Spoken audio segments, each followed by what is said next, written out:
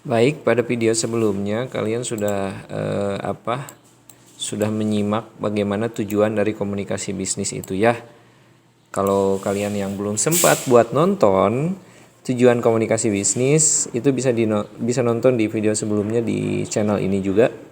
Mangga silahkan ditonton aja. Setelah itu baru tonton video ini ya.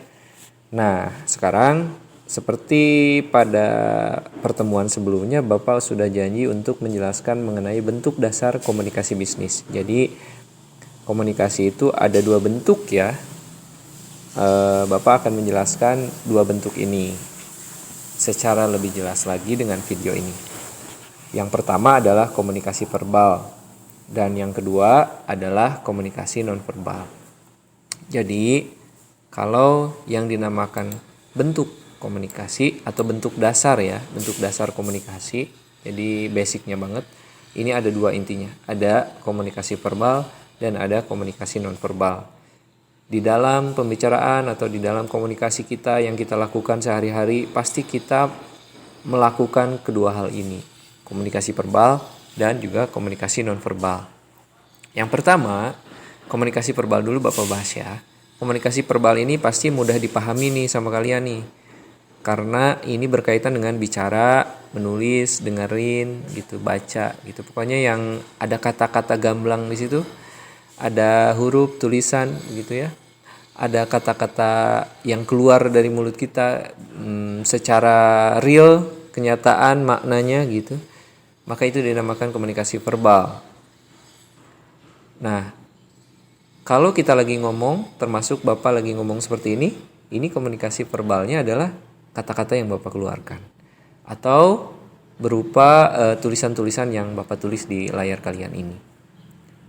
Oleh karena itu, ini bisa dinamakan dengan komunikasi verbal. Tapi, pada saat Bapak ngomong kayak gini pun sebetulnya ada komunikasi nonverbal.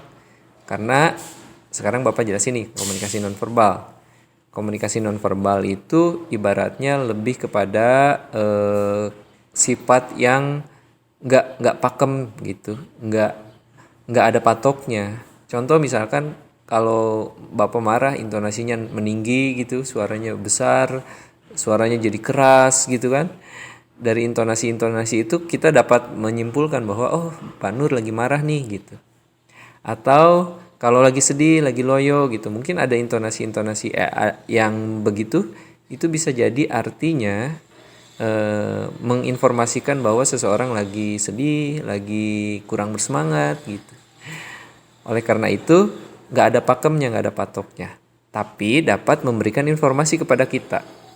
Jadi kalau ada yang bersemangat gitu, misalkan kita mau mengajak seseorang dengan semangat, itu berarti kitanya sedang menginformasikan semangat itu kepada orang-orang. Maka kalau ada yang lagi pidato gening ya, kalau yang lagi pidato, yang lagi berkobar-kobar gitu misalkan, itu tuh sebenarnya dia pengen membangkitkan semangat orang. Nah, kata-katanya boleh jadi biasa aja, tapi dengan intonasi yang tepat, orang lain bisa mendapatkan informasi yang tepat pula. Oleh karena itu, komunikasi verbal dan komunikasi nonverbal itu merupakan bentuk dasar komunikasi yang biasanya ada di setiap komunikasi yang kita lakukan. Baik, paham ya? Boleh dicatat dulu deh, Bapak kasih waktu.